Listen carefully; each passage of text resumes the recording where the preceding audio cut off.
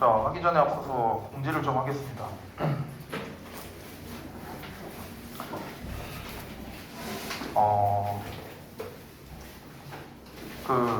여러분께 이제 말씀드리고 싶은 게 있는데요. 딱 두 가지로 추려서 얘기할게요. 두 가지. 자, 첫 번째, 자세 똑바로 하고. 자, 제가 항상 얘기하는 건데, 기본 잘 지켜주세요. 기본. 제가 말하는 기본이 뭡니까? 숙제 잘해오고, 지각하지 말고, 되도록 결석하지 말고, 그런 거 있잖아요. 교재 챙길 거 잘 챙기고. 요거 기본 언제나 잘 챙기자고요. 기본. 여러분 실력이 오르는 건 별게 없어요. 기본만 잘 지켜도 돼요. 기본만. 이게 첫 번째입니다. 이거에 대해서는 저는 이제 더 이상 타협 볼 생각이 없어요. 알겠죠? 자, 두 번째입니다. 두 번째는 제가 분명히 지난 시간에 얘기를 했었는데 안 지키신 분들이 몇몇 있어갖고 제가 다시 한번 얘기합니다. 우리가 데일리 테스트를 보고 나잖아요. 근데 데일리 테스트 마무리가 안 됐어. 그럼 어떻게 합니까?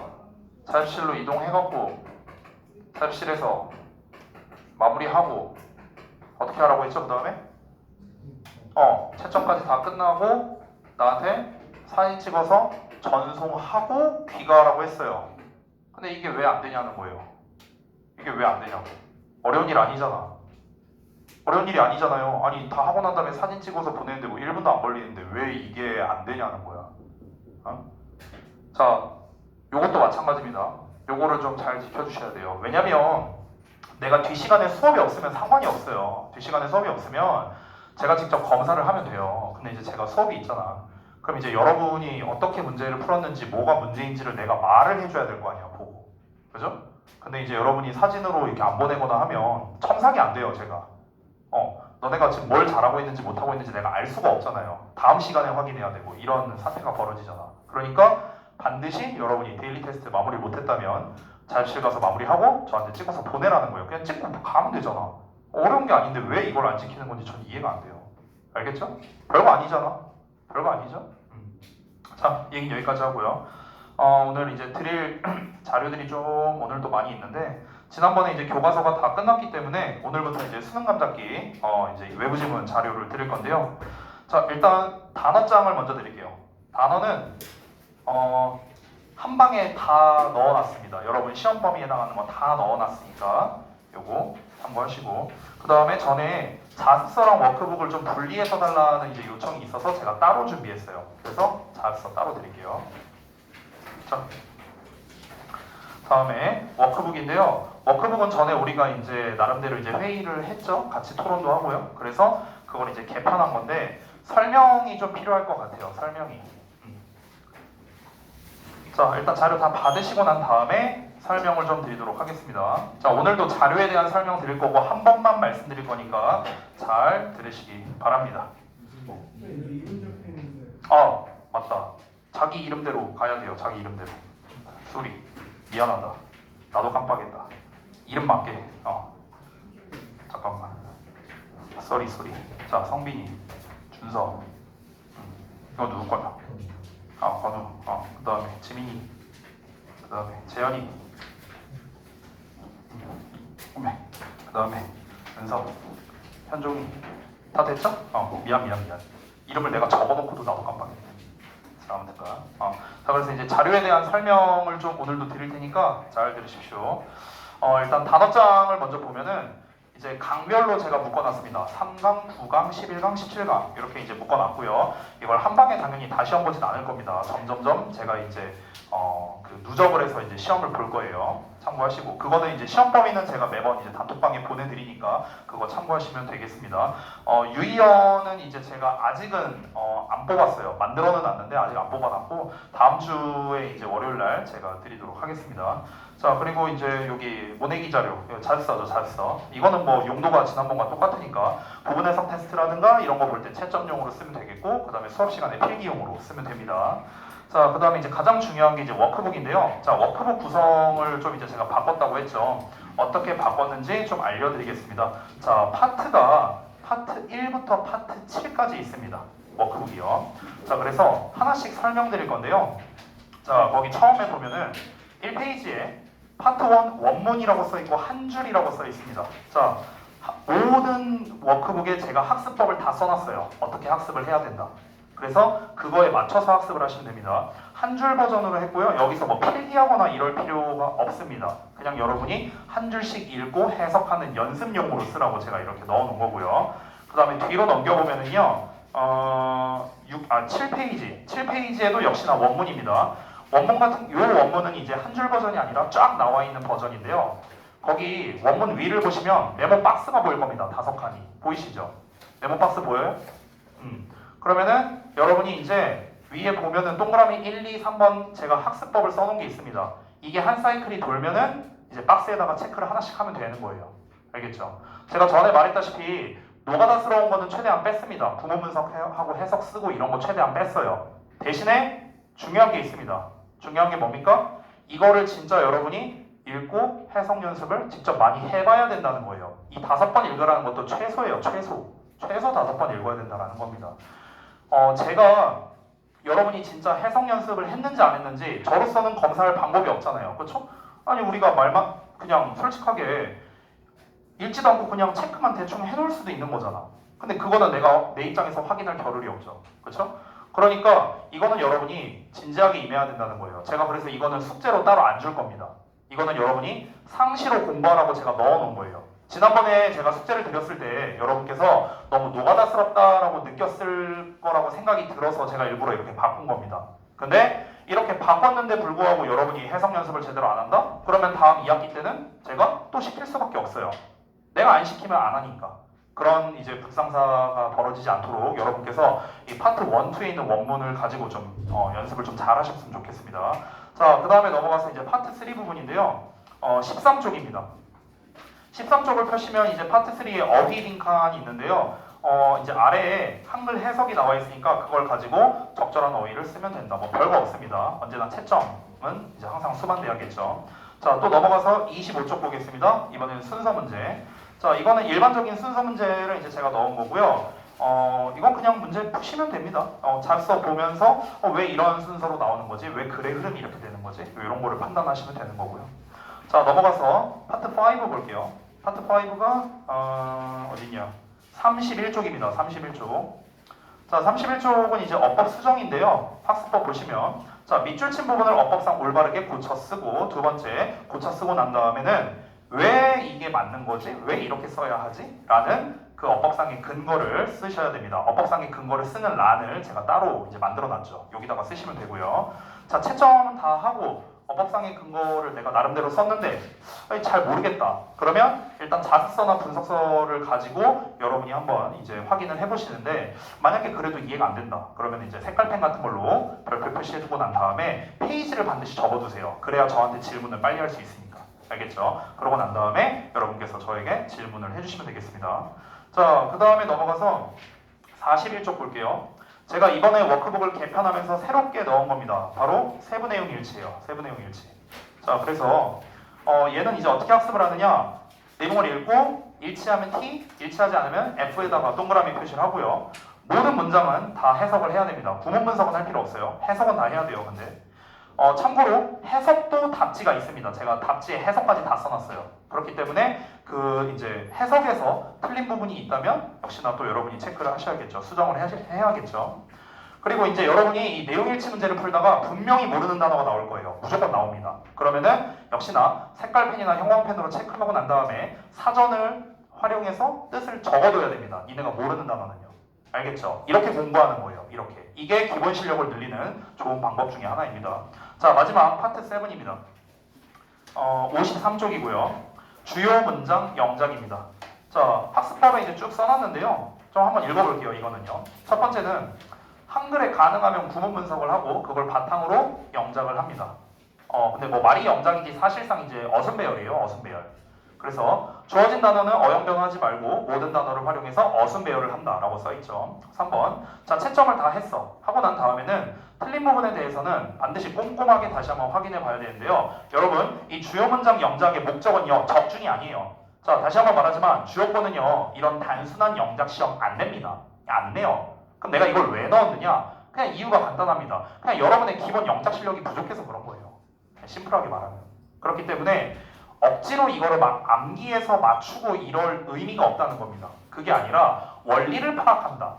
주어 다음에 동사를 써야 되는데 주어 동사 사이에 뭐가 껴있고 이럴 때는 이렇게 해석이 되고 이런 식으로 써야 되는구나 하는 원리적인 측면에서 여러분이 영작을 접근해야지 이거 외워봤자 하등 쓸모가 없습니다. 알겠죠? 그렇기 때문에 원리적인 측면으로 접근을 해야 된다. 그래서 맨 뒤에는 이제 답지 이렇게 제가 정리를 해놨으니까 그거 잘 보고 채점하시면 되겠습니다. 언제나 제가 숙제를 내줄 때는요 항상 한 세트가 워크북을 풀고 그 다음에 채점하고 그리고 질문할 거 체크하는 거 이렇게가 항상 한 사이클이에요. 한 사이클. 자 그러면 이제 제가 배부해드린 자료에 대해서는 다 설명드렸는데 혹시 좀 이해가 안 되는 거 있습니까? 추가적인 설명이 필요한 게 있을까요? 없어요? 오케이, 알겠습니다. 자, 그러면 이제 수업하기 전에 앞서서 여러분 이제 데일리는 아마 마무리가 안 되신 분들이 많은 걸로 알고 있는데 그래서 숙제만 검사하도록 하겠습니다. 숙제. 자, 지난번에 이제 그 교과서 워크북 드린 거 있죠? 자, 거기에서 숙제 검사를 할 건데 잠깐만요. 확인 좀 해볼게요.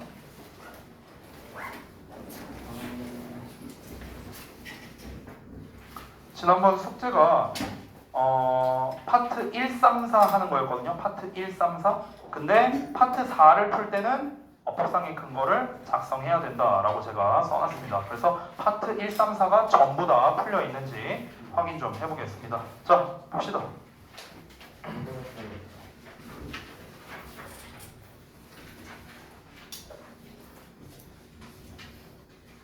숙제 써놨어요, 저는요. 숙제가 안 된 거는 오늘 마무리하고 가는 겁니다. 알겠지?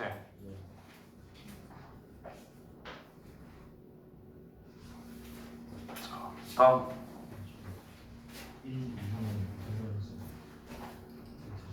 아예 풀질 않았는데 뭔 소리야 파트 4를 아예 안 풀었잖아.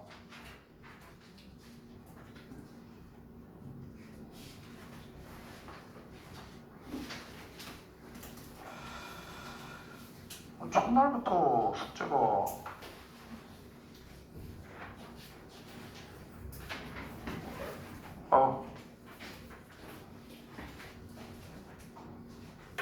넌 왜 채점이 안 돼 있냐? 채점 왜 안 돼 있냐니까. 여기도 안 돼 있잖아. 본문사도. 그죠? 이건 왜 안 했어?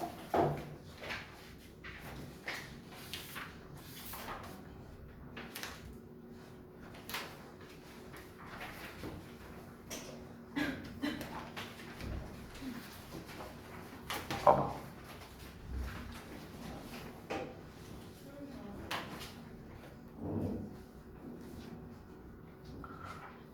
그 어법상의 근거를 쓸 때 제가 전에 프린트를 드렸었잖아요.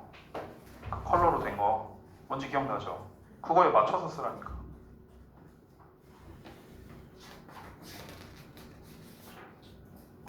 봐봐.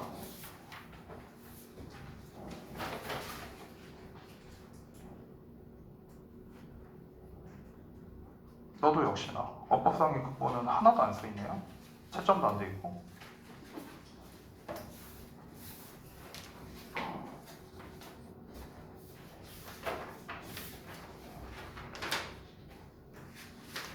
봐봐.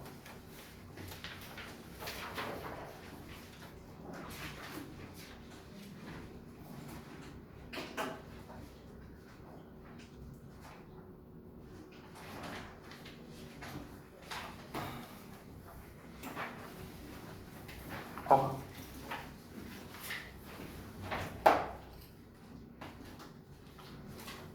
준서도 채점 안 하고 근거 안 써있네? 뭐야 이거? 이건 여기 채점이 돼 있고. 야 이게 동그라미 표시를 안 하면 채점을 했는지 안 했는지 저는 몰라요. 동그라미 표시하는 거 어려운 거 아니잖아.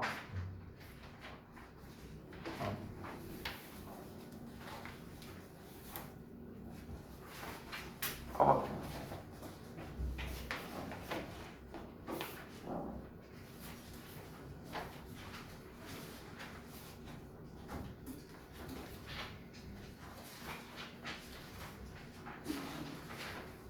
잘했어. 자, 봐봐. 성화도 마찬가지. 채점 하나도 안 됐네. 하다 말았네 뒷부분은. 심지어.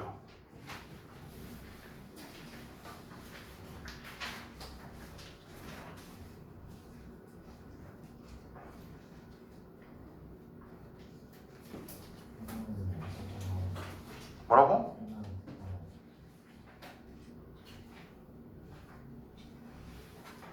근거도 여기 본문 2는 근거 여기서부터 또 안 써있구만요. 본문 2는 안 써있네.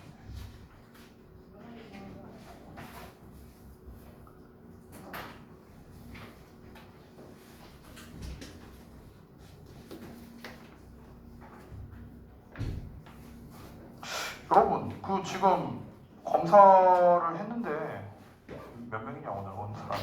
9명인가? 아니 이렇게 수많은 사람 중에 숙제를 제대로 해온 사람이 2명인 게 정상은 아니겠죠? 정상은 아니잖아 이게. 그죠? 그죠? 이거 아니지.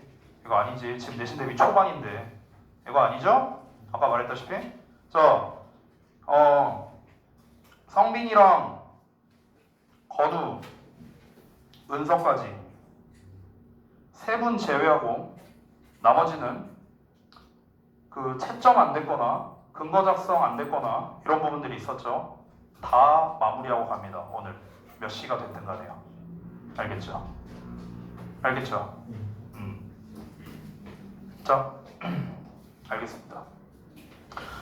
일단은 그 수능 감잡기 3강부터 이제 진도를 나갈 건데 지금 여기 진도 나가고 있나요? 지금 학교에서? 하고 있어요? 알겠습니다.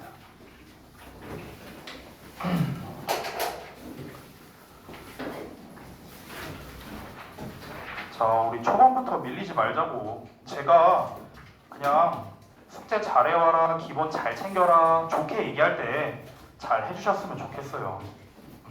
똑같은 결과를 받고 싶지 않다면요, 여러분께서요. 자, 가겠습니다. 3강부터 보도록 할게요. 레디부터. 자, 우리 지난번 시험 범위 때랑 마찬가지로 그 자습서 다 펴주시면 돼요. 자습서 이거 아까 나눠드린 거. 그 지난번과 마찬가지로 이제 수능 감잡기가 총 이제 6지문씩 있잖아요. 한 강당. 거기에서 ready, get set, 그 다음에 1번, 2번까지. 여기까지는 이제 어법 및 서술형이 나올 수 있는 지문이죠. 그리고 3, 4번은 역시나 어법 및 서술형이 안 나온다. 이렇게 알고 있어요. 맞죠? 맞죠? 그래서 이제 어법이나 서술형에서 좀 이제 눈에 띄는 게 있다면은 제가 좀 설명드리고 기본적으로는 내용 위주로 설명을 드리도록 하겠습니다. 자, 바로 첫 번째 문장부터 가볼게요. 자, 잘 따라오시고요. 졸지 말고 가겠습니다.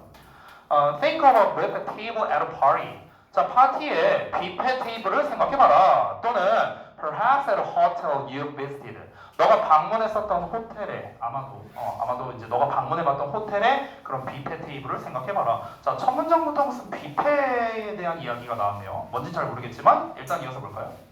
You see platter after platter of different foods. 너는 다양한 음식이 있는 그런 접시들을 본다는데 여기서 platter after platter 이렇게 나와 있죠. 그래서 뭐뭐 after 뭐뭐 하면은요. 뭔가를 하나씩 뭐 여러 가지 뭐 이 정도로 해석하면 됩니다. 그래서 다양한 음식이 있는 여러 접시를 그냥 이 정도로 해석하면 돼요. 그래서 여러 접시를 보게 된답니다. 우리가 뭐 애슐리 같은 데 가면은 이렇게 있잖아요. 그렇죠? 그런 이미지를 상상해 보라고.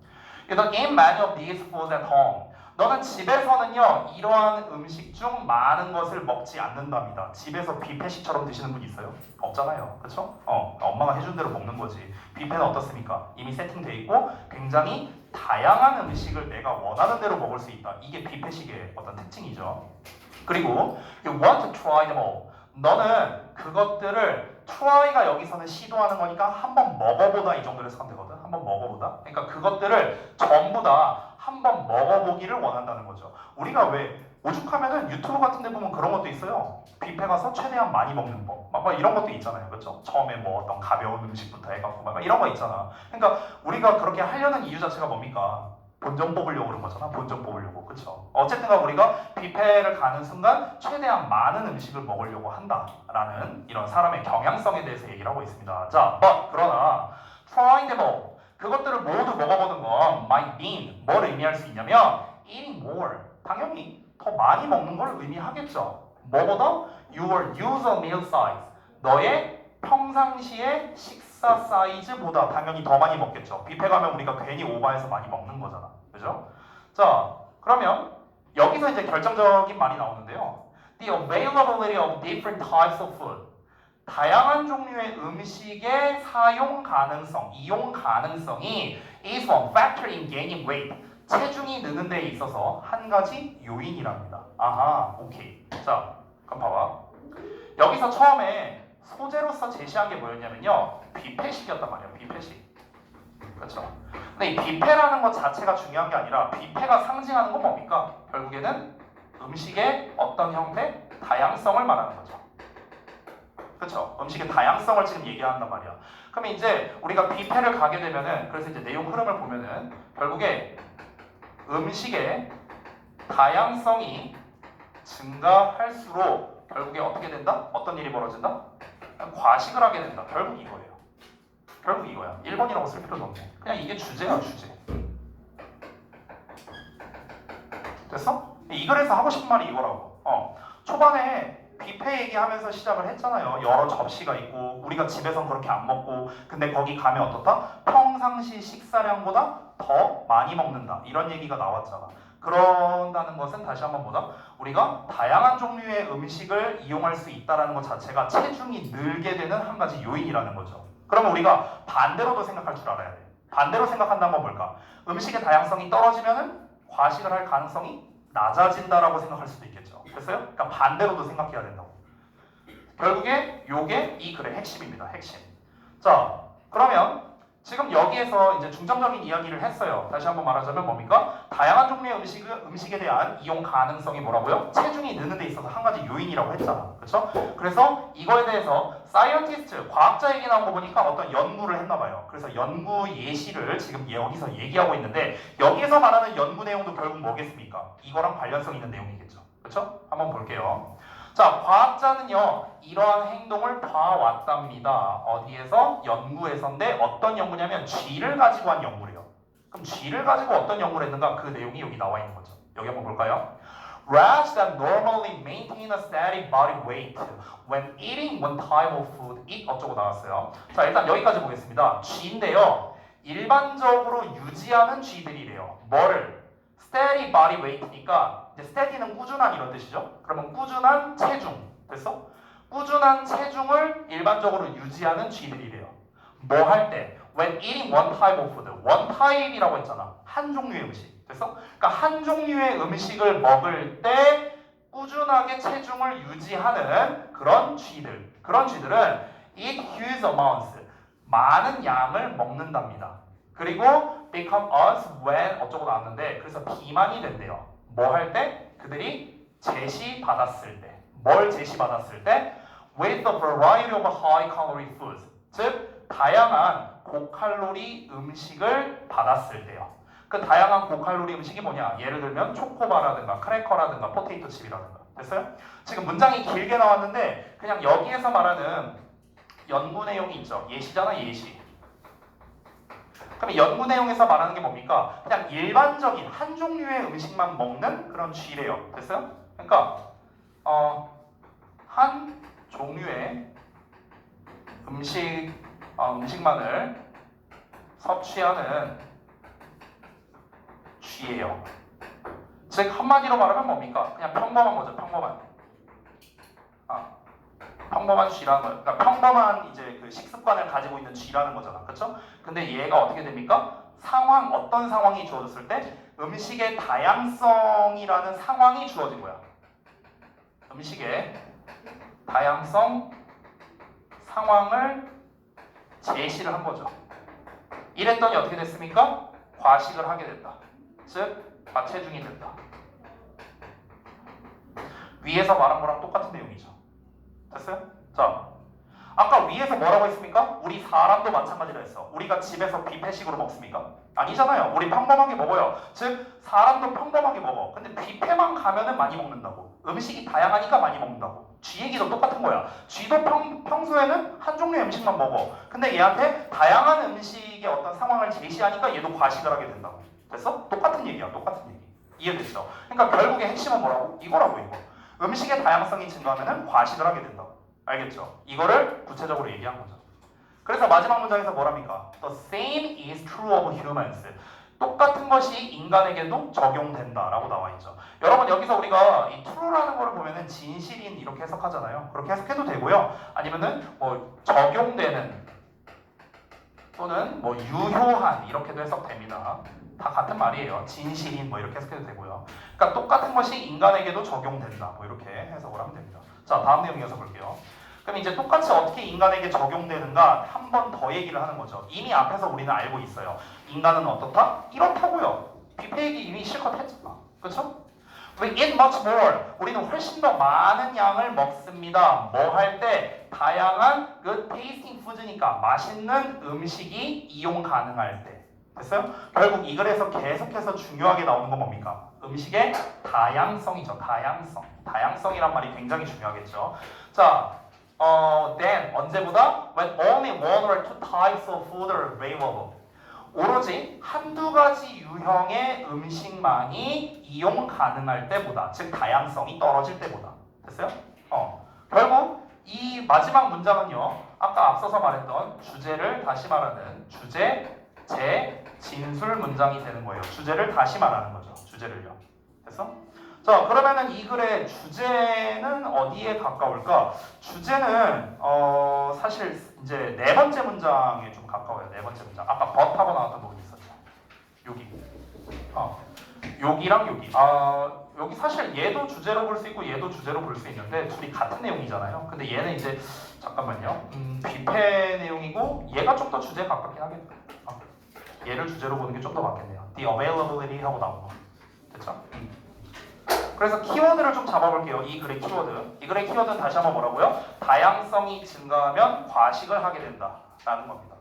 됐죠? 많이 먹게 된다. 근데 여기에서 직접적으로 말을 안 했는데요. 과식한다는 거는 우리가 영어로 어떻게 씁니까? 여러분 많이 들어봤죠? overeat예요. overeat. 오버이트 한다고 하잖아. 그렇죠? overeat. 이게 과식하다라는 뜻이죠. 됐어요? 다양성이라는 말은 뭐 이제 여기 본문에서 계속해서 나오고 있죠. variety 뭐 이런 식으로 나오고 있죠. 됐죠? 그래서 가장 중요한 핵심 키워드 저렇게 두 가지가 되겠다. 이 정도로 내용을 정리하겠습니다. 어렵지 않죠? 쉽죠? 오케이. 자, 넘어갈게요. 내용 위주로 볼게요, 일단. 자, 그 다음에 이제 get set으로 가겠습니다. 자, 요거 지워도 돼요? 다 쓰셨어요? 오케이, 지울게요. 자, 두 번째 내용은 또 뭔가 첫 문장부터 한번 바로 가보자. If you're an expert, 자, 너가 전문가라면 having a high follower count on your social media accounts. 자, 여기까지가 주어인데 정확하게는 동명사 주어입니다. 동명사 주어. 그렇기 때문에 여기 단수 취급되고 있는 거 보이죠? 그렇죠? 이런 거 틀리지 말라고요. 앞에 s 붙었으니까 이거 복수형 아니야? 이렇게 생각할 수 있는데 아닙니다. 이거 동명사 주어이니까 여기 단수 취급이 돼야겠죠. 단수 취급. 그렇죠? 이런 거 좀 조심하라고. 별거 아니지만 항상 이 스위치 문제는요, 이 내신에서 되게 잘 나오는 소스 중 하나예요. 알겠죠? 특히나 이렇게 주어 동사가 멀리 떨어져 있을 때. 다시 가볼게요. 자, 너가 전문가라면 높은 팔로워 수예요. 말 그대로. 그러니까 높은 팔로워 수를 가지고 있는 거랍니다. 뭐에서? 너의 소셜미디어 계정에서요. 됐어? 그러니까 우리 인스타그램 같은 거 생각하면 되겠죠. 그러니까 인스타에 너가 만약에 전문가야. 근데 그 상황에서 너가 인스타 팔로워 수가 많다라는 것은 enhances, 증가시켜준대요. 뭐를? all the work, 모든 일을 증가시켜준답니다. 그 일이 어떤 일이냐? 여기에는 관계, 대명사, 대시 생략되어 있습니다. 어떤 일이냐? You are doing in real life. 너의 실제 세계에서 네가 하고 있는 일들을 향상시켜준대요. 자, 미리 말할게요. 여기가 주제입니다. 자, 소재와 주제를 바로 한번 써볼까요? 이 글의 소재는 뭐겠습니까? 그러니까 SNS에서의 어떤 인기라고 하면 될까요? 되나요? 팔로워 수가 높다는 것 자체가 뭐야? 인기가 많다는 거잖아. 그렇죠? 그러니까 popularity와 같은 단어를 활용해서 인기라고도 할 수 있겠죠. 그렇죠? 그럼 이 글의 주제는 벌써 뭡니까? 너가 전문가인 경우에 조건을 달았죠? 너가 전문가라면은 SNS에서의 어떤 인기가 중요하다는 거죠. 그렇죠? 이걸 좀 더 추려서 말하자면은, 그러니까 뭐랄까, 좀 더 간추려서 말하면, 그러니까 성공하는 데 있어서 성공하는 데 있어서 뭐가 중요하다? SNS 상에서의 인기가 중요하다 이거예요.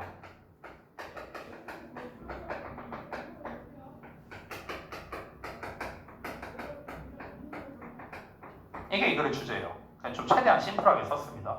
그러니까 이 글에서는요 처음부터 끝까지 어떤 얘기가 나오냐면요 그냥 SNS 팔로워가 높으면은 좋다 그냥 이 얘기만 계속 나와요. 그러니까 나쁜 점에 대해서는 안 나옵니다. 안 나와요 이 글에서는. 그러니까 그냥 계속 여러분이 읽으면서 SNS 팔로워가 높은 게 좋은 거구나 이것만 생각하면 돼요.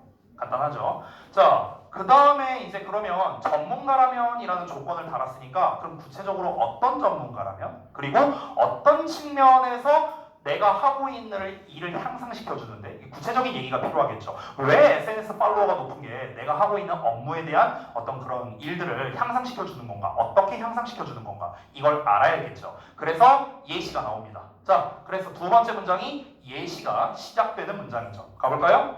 A great example is a comedian. 자, 한 가지 좋은 예시가 바로 코미디언이랍니다. 자, 코미디언 갖고 무슨 예시를 들까? 볼까요?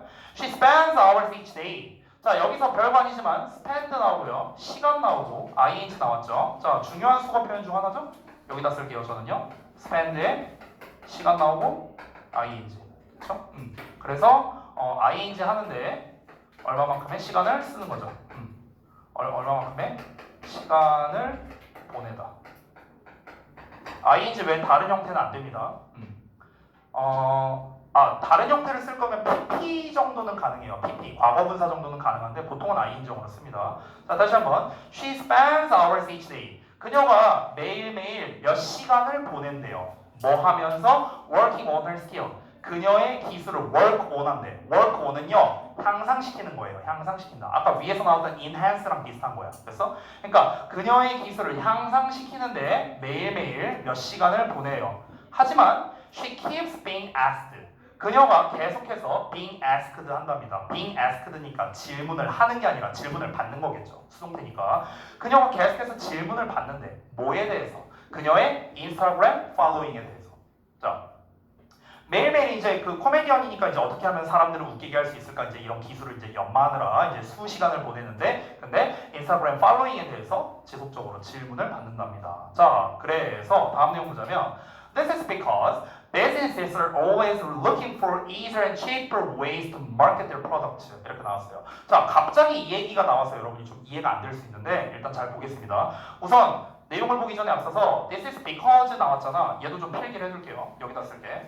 자, 언제나 중요한 게 This is because로 나올 때랑 This is why로 나올 때 이 차이를 잘 아셔야 됩니다. 똑같이 뒤에 주어 동사가 나오긴 합니다. 근데 어법적으로 중요한 게 아니에요. 어법이 중요한 게 아니라 내용이 중요합니다. 내용. 자, 해석하는 방법을 알려줄게. This is because를 해석할 때 잠깐만. 공간이 좀 좁은 것 같아서 좀만 더 안에다 쓸게요. 제가. This is because를 해석할 때는요. 말 그대로 이것은 뭐뭐 때문이다로 해석하면 됩니다. 이것은 뭐뭐 때문이다. 자, 그런데 이 this is why로 나오면 원래 정석 해석은 뭐냐면은 이것이 뭐뭐한 이유이다 이렇게 해석되거든. 근데 이 한국말을 헷갈리는 것들이 이것은 뭐뭐 때문이다. 이것이 뭐뭐한 이유이다. 똑같은 말 아닌가? 이러고 있다고요. 그래서 헷갈리지 않도록 다른 뜻을 알려줄게요. 그냥 그래서 뭐뭐 하다로 해석하세요. This is why 나오면 어떻게 해석하라고? 그냥 그래서야. 그래서 알겠지? 그래서 this is because는 어떻게 되는 거냐면 얘는 뒤에 원인이 나와요. 원인. 이 내용이 원인이야. 이 주어 동사 내용이. why 같은 경우는 뒤에 결과가 나와요. 됐어?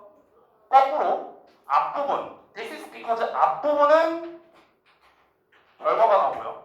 this is why 앞부분은 원인이 나옵니다. 그러니까 인과관계가 반대예요. 반대. This is because 쓸 때랑 this is why 쓸 때랑. 됐어?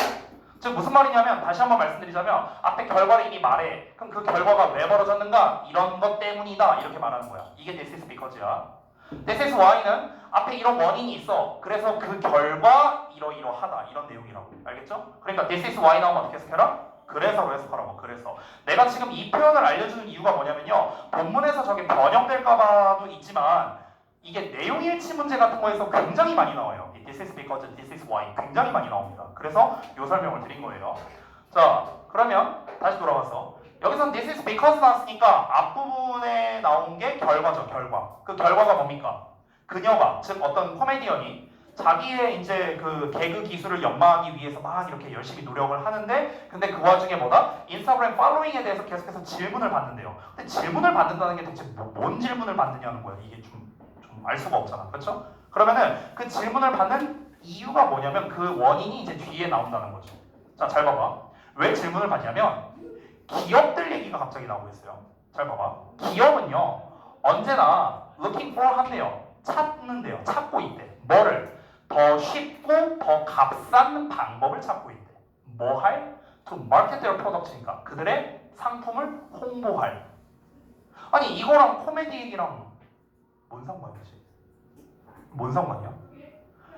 코미디언이 있어. 코미디언이 막 이제 자기 막 열심히 막 연습해. 그러고 근데 인스타그램 팔로워 수 같은 걸 질문을 받는데요. 누구한테 질문 받는지는 위에서는 안 나왔었죠. 그렇죠? 일반 시청자들한테 질문을 받는 건지 아니면 어떤 대상한테 질문을 받는 건지 안 나왔는데 우리가 다음 문장을 통해서 간접적으로 알 수 있죠. 누구한테? 기업들한테. 기업들한테 질문을 받는다는 거야. 됐어? 그럼 기업들이 왜 질문을 하냐는 거야. 혹시 팔로워 수가 얼마나 되세요? 이걸 왜 질문하냐고. 얘네 입장에서는요. 홍보를 하려면 홍보하는 데 있어서 최대한 더 쉽고 값싼 방법을 찾고 있기 때문이라는 겁니다. 여러분 왜 유명 인플루언서들한테 이제 각종 기업이 광고 같은 거 많이 내주잖아요. 그렇죠? 그런 거 생각하면 돼요. 그런 거. 자, 그래서 어쩌라는 건가? 다음 내용 볼까요?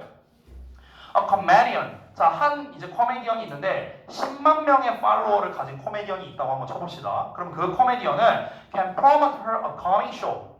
그녀의 다가오는 쇼를 홍보할 수 있죠. 자기 인스타에 올리면 되니까요. 그렇죠? 그리고 increase the chances. 가능성을 높일 수 있습니다. 어떤 가능성을요? That people will buy tickets on come see her. 그녀를 보러 오기 위해서 사람들이 티켓을 구매할 가능성입니다. 근데 이거 구문분석 좀 바꿀게요. 내가 이거 형용사라 썼는데 이거 잘못 썼어요. 이거 동격이에요. 동격. 이거 좀 바꿔주세요.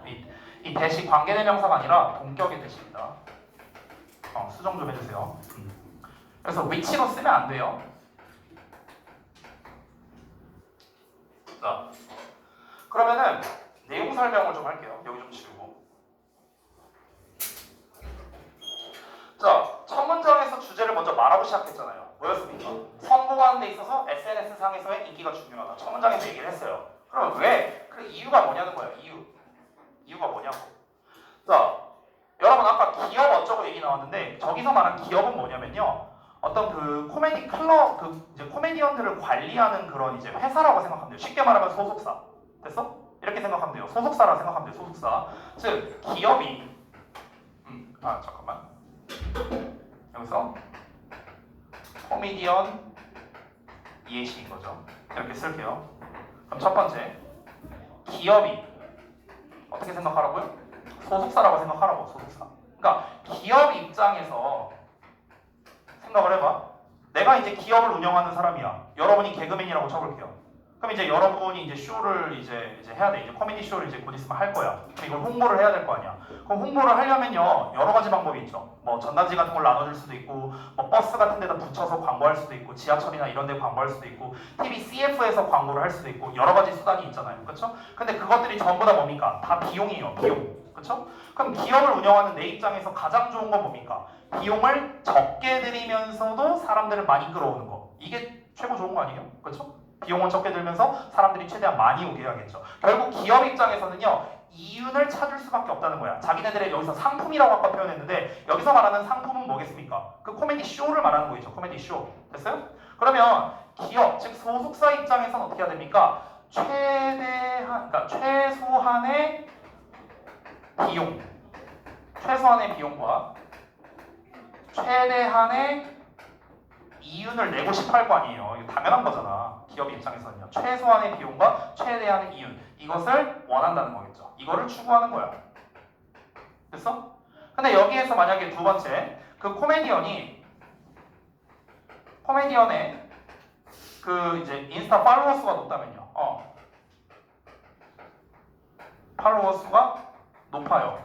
그럼 어떻게 되겠습니까? 그러면은 거의 비용을 안 들이고도 홍보를 할 수가 있는 거죠. 그 얘기가 여기 나온 거잖아. 그러니까 그녀를 보러 오려고 사람들이 티켓을 구매할 가능성이 어떻게 된다? 증가한다라고 했잖아요. 그렇죠? 그럼 코미디언의 팔로워 수가 높다는 거는 결국엔 뭡니까? 여기에 부합한다는 거죠. 요 내용. 요 내용에